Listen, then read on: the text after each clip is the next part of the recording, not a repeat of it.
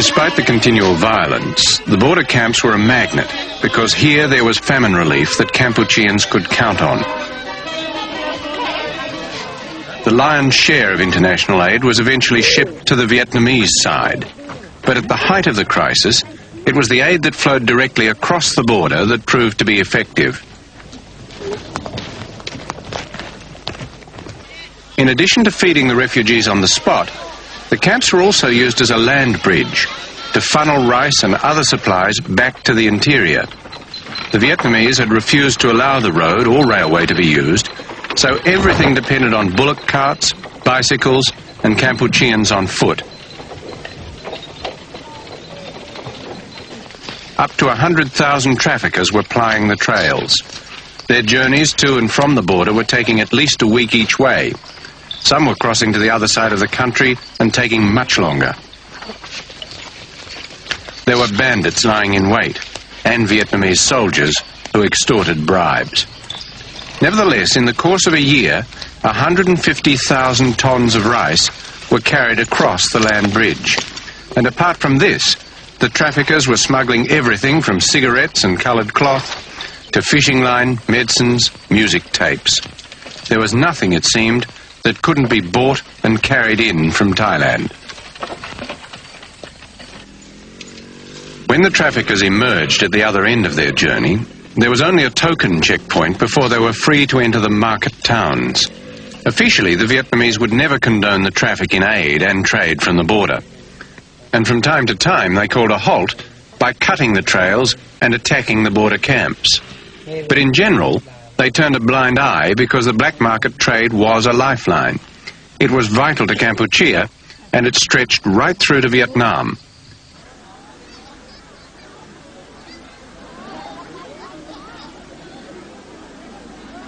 Ironically, Kampuchea had fallen back on capitalism in its crudest form. In this destitute economy, the only productive energy worth speaking of was sparked by profiteering. Compared to the black market, there was little incentive to work in the fields or even to hold a government job. Kampuchea had nothing produced for export, so gold was used as the only way to pay for the goods that came from the border. This was gold that families had hidden during the war and the term of Pol Pot's rule.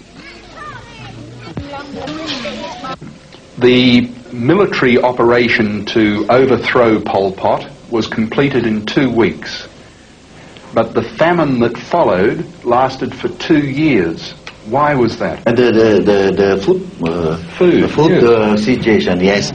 I would like to say that Vietnam, Laos and Cambodia, we have been torn by war for 30 years.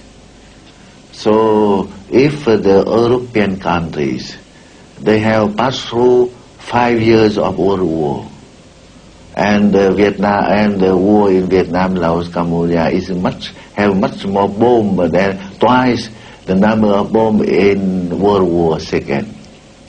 If the European countries, they need 5 years to rebuild up their countries, we need at least 30 years, if not more, because more bombs than in everywhere in the history.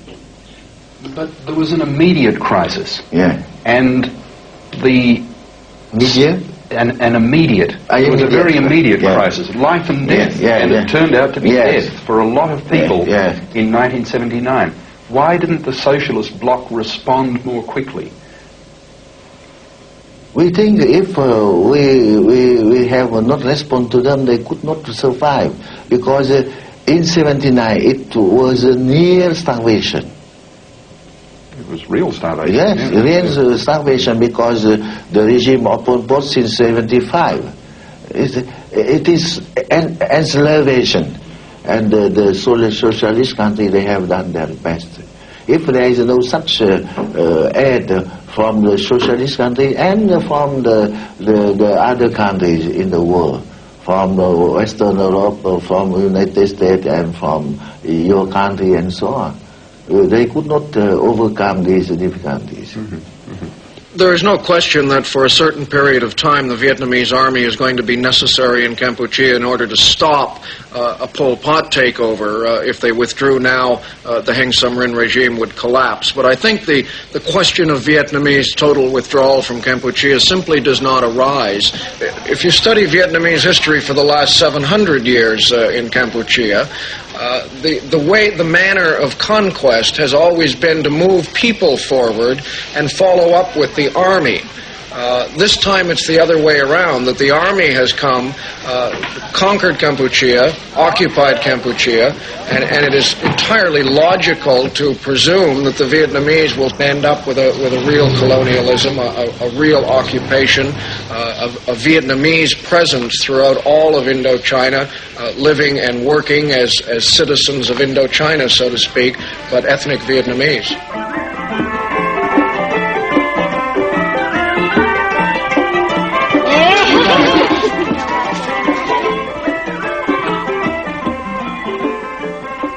The approach of Heng Samrin is really very miserable, because Heng Samrin is a puppet regime. Cambodia is losing her personality as an independent state. Now the Vietnamese, they are trying to impose on Cambodia their way of life, their Vietnamese and Soviet style communism and so on. The Cambodian people cannot be happy about it. And more there are Vietnamese settlers from Vietnam. Our people becomes slaves of Moscow and of Hanoi. The fate of Cambodia will be the same than the fate of South Vietnam. That was South Cambodia.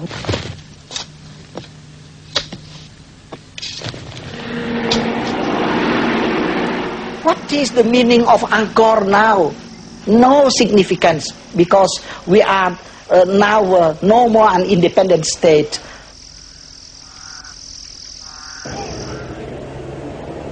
As an army of occupation, the Vietnamese were remarkably liberal at first. They allowed freedom of movement and Buddhist worship, as well as black marketeering. They were at pains to disguise their communism from any reminder of Pol Pot's rule. But that was bound to change. Once the famine receded, the outside world lost interest. But the Vietnamese stayed on. And the longer they stayed, the more they bred resentment. They imposed conscription and forced labor. And now there were new political prisoners, secret arrests, and torture. Inevitably, this all added fuel as the war of resistance mounted. Amnesty claims both Kampuchean and Vietnamese personnel have imprisoned and tortured thousands of political opponents. Vietnam